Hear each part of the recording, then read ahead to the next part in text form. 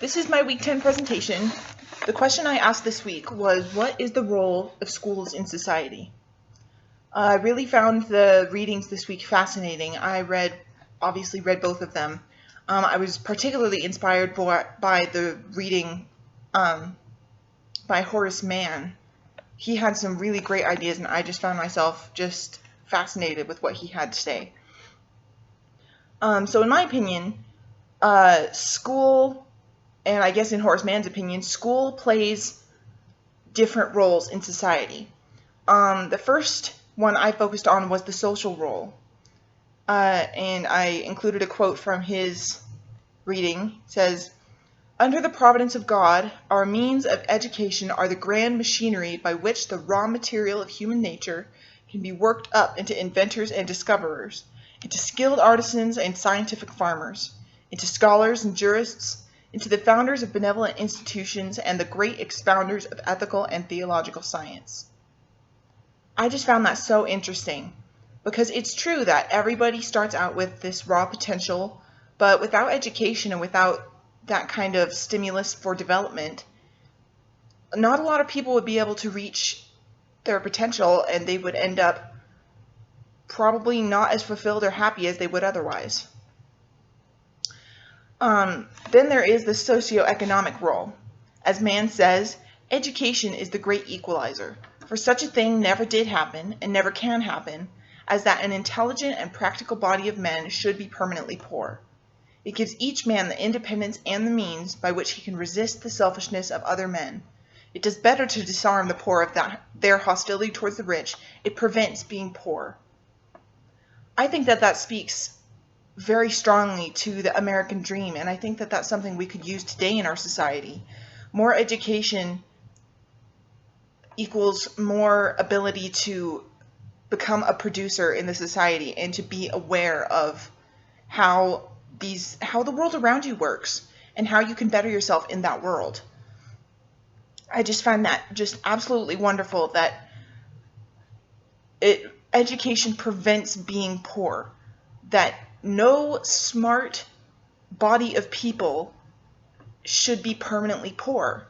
It's just a temporary state. I find that absolutely fascinating. It reminds me of a quote by David Ramsey, who's a famous financial advisor, who says, "Poor is a state of mind. If you're smart with your money, you will not be poor for long." It's just absolutely so cool. The next role that education plays is a national role in our country. As Mann said, actually, I'm not sure if Jefferson said this. Oh, no, know what? It was Mann. "A wise and enlightened constituency, hard word, will refuse to invest a reckless and profligate man with office, or discard him if accidentally chosen, than it is that a foolish or immoral constituency will discard or eject a wise man."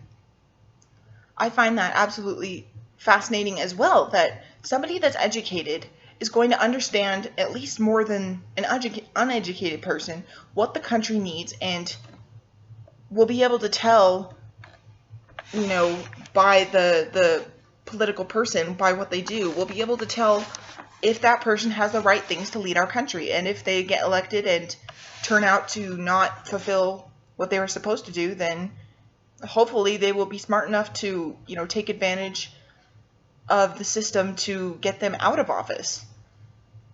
I wonder if that's something that could be used today, honestly. Jefferson also makes the point that general education provides the opportunity for those that have the potential to become great leaders, who might otherwise remain, not all that enlightened and not come forward, to develop and become influential with their talents, and therefore bettering the country as a whole. Therefore, general education is extremely important for providing our nation with the best leaders and the best scientists and the best what have you, to help bring those people to light and help them to share with the rest of the country. The next question I asked is, if that is a school's role in society, what is a teacher's role in society? And what I eventually came up with the help of my group members, is that the best thing a teacher can do is to be aware of the school's role in society and the different things that need to happen for this general education to become a reality, and then do their best to support and accomplish these goals within their realm of influence, which is larger than they might think. The next question I asked, which relates to the previous question, is what can I do as a teacher and what can others do as individual teachers to fulfill school's role in society? I believe that a teacher's influence extends beyond the classroom. Of course, the most of their influence is in the classroom as teachers, but beyond our own classrooms, we teachers must get involved in the administrative processes that decide the school's policies to fight for positive change. If we can be aware of these things, what they need to happen, and then get involved in the policy making, then we can help guide the school system to have policies in place that will make it easier for us to do our jobs. Also, keeping the public aware, the general populace, which most of them are parents or grandparents of these students that we are teaching, keeping them aware of the importance of education and the policies of school, how they are now and how they can be improved, can be incredibly important. The public should be aware of the education their children are receiving and be able to vote for leaders in policy in our schools who will improve the schools in their community. We are not powerless, and just because we're individuals doesn't mean that we don't have power to elicit change. If we can inform and educate those other than our students, of course our students, but other than those in our classroom, then we can elicit positive change that will inevitably benefit our students. The last question I asked is, what happens when the school I teach in isn't fulfilling its role? It's a sad reality that, with budget costs and people in charge, they're not always going to be living,